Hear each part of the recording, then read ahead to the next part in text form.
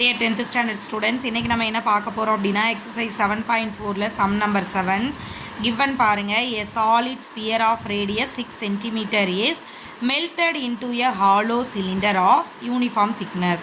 So ஒரு solid sphere இருக்கு, அதோட ரேடியஸ் பார்த்தீங்கன்னா 6 சென்டிமீட்டர். இந்த சாலிட் ஸ்பியரை என்னவா மாற்ற போகிறாங்களாம், ஹாலோ சிலிண்டராக மாற்ற போகிறாங்களாம்.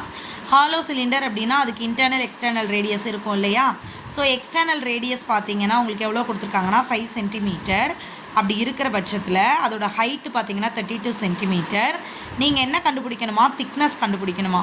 திக்னஸ் எப்படி கண்டுபிடிப்பீங்க, திக்னஸ் அப்படிங்கிறதே இன்டர்னல் ரேடியஸ்க்கும் எக்ஸ்டர்னல் ரேடியஸ்க்கும் இடையில இருக்கிற கேப் இல்லைங்களா.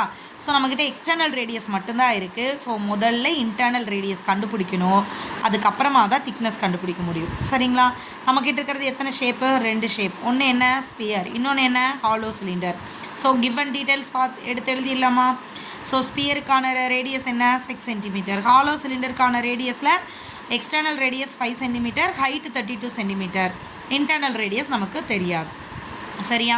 ஸோ ஒரு ஷேப்பை இன்னொரு ஷேப்பாக கன்வெர்ட் பண்ணும்போது கண்டிப்பாக அதோட வால்யூம் என்ன ஆகாது, சேஞ்ச் ஆகாது. ஸோ அப்போ volume of sphere is equal to volume of hollow cylinder. Volume of sphere என்ன formula, 4/3πr3. Next volume of hollow cylinder என்ன formula, πh into r² minus small r². இங்கேயும் ஆர் இங்கேயும் R இருக்கிறனால r1 r2 differentiate பண்ணி காமிச்சிருக்கோம். So இங்கே ரெண்டு பக்கமே by காமனாக இருக்குது, நீங்கள் என்ன பண்ணிக்கலாம், பையை கேன்சல் பண்ணிக்கலாம். ஸோ பேலன்ஸ் இருக்கிறது என்ன 4/3 இன்ட்டு ஆருக்கு பதிலாக ஸ்பியரோட ரேடியஸ் எவ்வளவு 6. ஸோ அப்போ r³ இருக்கிறனால 6 × 6 × 6 போட்டுக்கலாமா. நெக்ஸ்ட்டு இங்கே ஹச் எவ்வளவு 32 into capital r² minus small r². Capital ஆரோட வேல்யூ எவ்வளவு 5. So 5² minus small r2².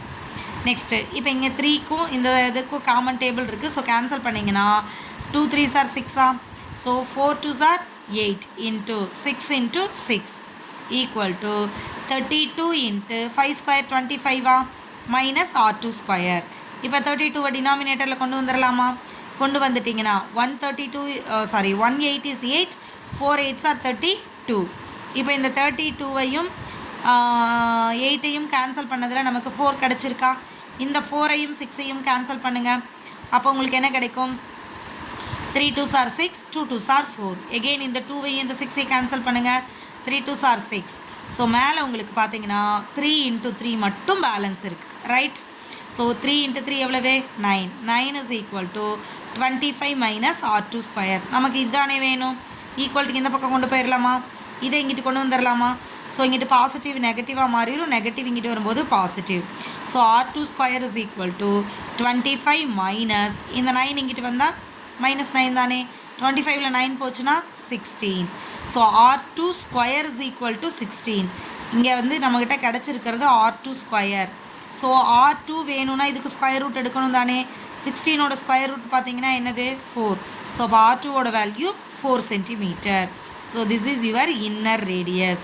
But நம்ம கொஸ்டின் இதோட முடியலை, திக்னஸ் கேட்டிருக்காங்க. திக்னஸ்னால் என்ன பண்ணணும், கேபிட்டல் ஆர் மைனஸ் ஸ்மால் ஆரா. கேபிட்டல் ஆர் எவ்வளவு 5 மைனஸ் ஸ்மால் ஆர் எவ்வளவு 4.